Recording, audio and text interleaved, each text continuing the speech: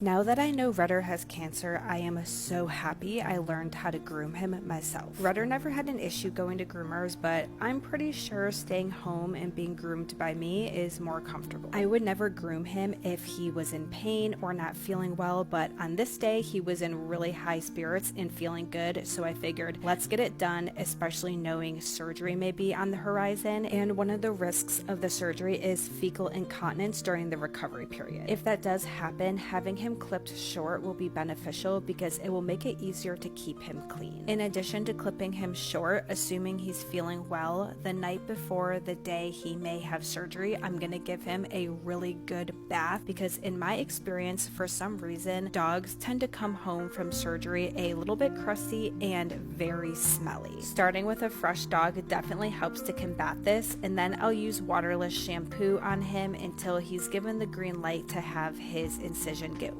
I'll also flush his ears and freshly grind his nails, so we won't have to be doing any of that in the immediate days following his surgery when he is the most uncomfortable. Learning to groom him at home ahead of his diagnosis was completely a fluke. It started because I moved to Brooklyn and didn't have a groomer I felt comfortable taking him to, so I learned how to do it myself. Before then, I knew the basics and could have gotten away with doing it, but now that I've had a couple months to practice, I'm a lot faster and it's just a more efficient, comfortable process. So here's your sign to at least start practicing the basics just in case. My biggest not so common sense tip if you have a dog recovering from surgery is to stay low. This helps to prevent jumping, which most dogs with incisions are not allowed to do. If your dog knows the place command, that can be a helpful tool to use to mitigate excitement at the barrier. And of course, your dog should always be leashed even in the house to prevent running and jumping. Use their obedience, such as a downstay, when you have to do tasks like putting in your shoes or put your shoes on before approaching the pen. Whenever I'm approaching him with something of high value, I carry it low. That way he anticipates it being delivered at a low level. The body is going to follow the nose, so keep the nose low. By continually approaching them and giving items of value at a low level, you condition them to expect this, and before you know it, they'll be staying all four paws on the ground. Unfortunately, Rudder did have multiple instances of fecal incontinence yesterday. This is an expected side effect of the surgery he had to remove his anal gland due to the inflammation from the operation interfering with nerve function. Because of this, I purposefully covered every surface of his recovery pen with sheets and blankets that are easily washable and replaceable. And I am so glad I did. Rudder has 2 fresh incisions, not just the one on his booty, but he also has one in his groin from removing the lymph node, so it is vital to keep his pen clean of even the tiniest amount of fecal matter to avoid infection. Needless to say, yesterday involved a lot of cleaning of his pen and also of him. This is why when evaluating treatment options, it's not only important to consider what's right for the dog, but also what's right for the owner and their capabilities of being a caretaker. For example, in this instance, having to be away from home for an extended period of time could be problematic. Thankfully, Rudder's incontinence has seemed to pass, so fingers crossed it remains that way. But I know healing is not always linear and every dog is different, so we're taking it day by day.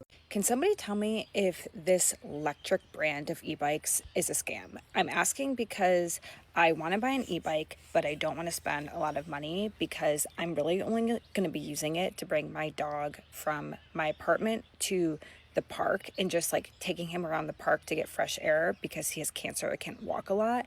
So I don't want to spend a lot of money, and when he's gone, I'll probably just sell it. But these are like way cheaper than other e-bikes, and so I'm not sure that I am trusting this brand. I'd also buy this large pet trailer that they sell. If you know anything about e-bikes, can you tell me if this would be good enough to serve my purpose? Like, not a ton of use, probably use it for a couple months.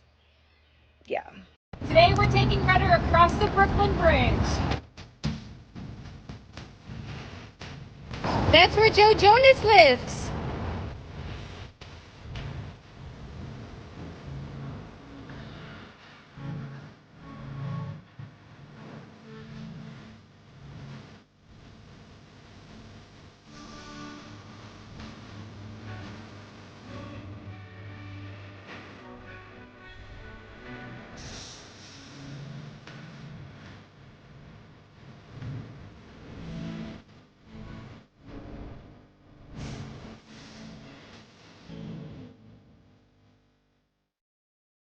We are at a crisis in our humanity and we have to pay attention. Tomorrow, an estimated 42 million Americans will lose access to the Supplemental Nutrition Assistance Program, or SNAP, previously known as food stamps. Most recipients are seniors, families with kids, or people with disabilities. And as people are struggling to feed themselves, they are also struggling to feed their pets. Gothamist published an article a few weeks ago that stated New Yorkers are struggling to feed themselves and their pets as food costs continue to rise. According to food pantry providers and pet owners, the city's affordability crisis is affecting the way that people are able to show up and care for their pets. In fact, the Animal Care Centers of New York City, which is New York City's largest open intake shelter, reported that a staggering 1 in 3 animals were surrendered due to housing insecurity. Not only that, but mass deportation is tearing families apart. As ICE raids and mass deportations escalate around the country, families are being uprooted, and animal shelters are quietly becoming the next front line of this humanitarian crisis. Growing number of pets are being abandoned or surrendered after their owners are detained or deported in ICE raids. Operators are reporting that animals are paying a price for these immigration lockdowns. And tragically, some of these animals have been found so neglected and malnourished because their families never made it back home.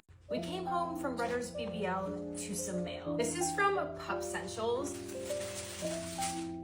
A custom Rudder embroidered sweatshirt. I love it.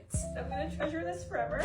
This is from the brand Canopy, their brand new air purifier. I got the sage green. I'm obsessed. Bruinasi Co.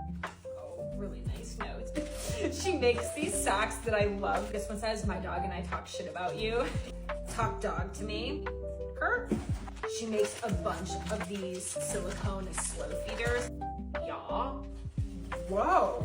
It's a collagen dental chew. It looks like art. Wait, what? These are some of Rudder's favorite things, but I don't know who they're from. I'm very confused. This is from Benebone. We've included some of Rudder's favorite things to eat in this package along with the nose print pendant kit. Inside you'll find everything needed to create a mold of Rudder's nose. A keepsake pendant will be made so you can always hold a piece of him. This is crazy that brands pay attention this closely. These are literally some of Rudder's favorite things.